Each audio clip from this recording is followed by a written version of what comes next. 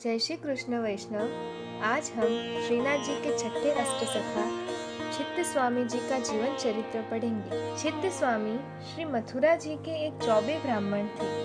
वह 4 अन्य ब्राह्मणों के समूह का मुखिया थे, जो स्वभाव से सभी दुष्ट थे। एक दिन उनके साथियों ने सोचा, चलो गोकुल चलते हैं और श्री गुसाई जी को एक नकली सिक्का और एक खाली नारियल भेंट करके धोखा देते हैं। जब श्री गुसाई जी के सामने चित्त स्वामी पहुंचे तो उन्हें अचानक गुरु की दिव्यता का एहसास हुआ और उन्होंने खराब नारियल और नकली सिक्कों को छिपा दिया। श्री गुसाई जी ने उनका गर्मजोशी से अभिवादन किया।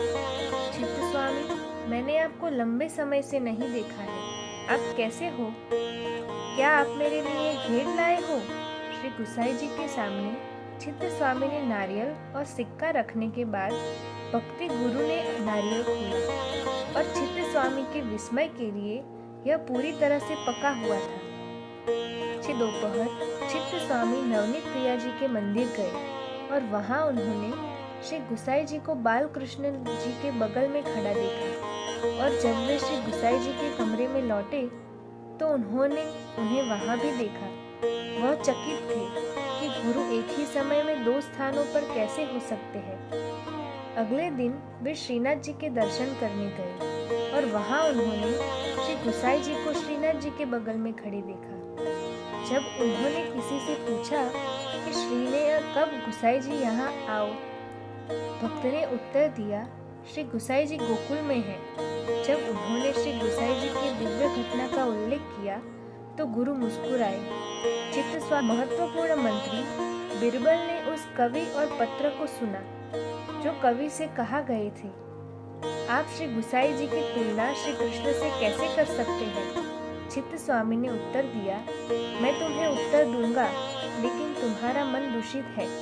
इसके बाद उन्होंने मंत्री को छोड़ दिया।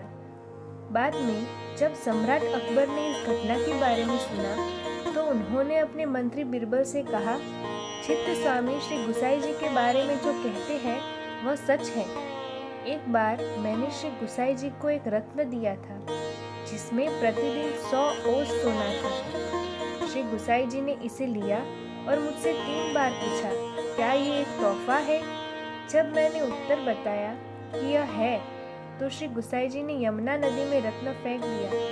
मैं चौंक गया और तुरंत मांगा कि मेरा गहना लौटा दो। श्री गुसाई जी ने तब यमुना नदी में हाथ डुबोया और कुछ समान रत्न निकाले और कहा, यदि आप अपने रत्न को पहचान सकते हैं तो कृपया इसे ले लें।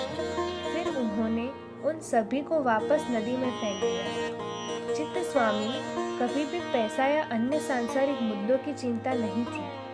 वे अपने गुरु की स्तुति गाने में पूरी तरह से लीन थे। श्री गुसाई जी चले गए। इस संसार में चित्त स्वामी बेहोश होकर जमीन पर गिर पड़े।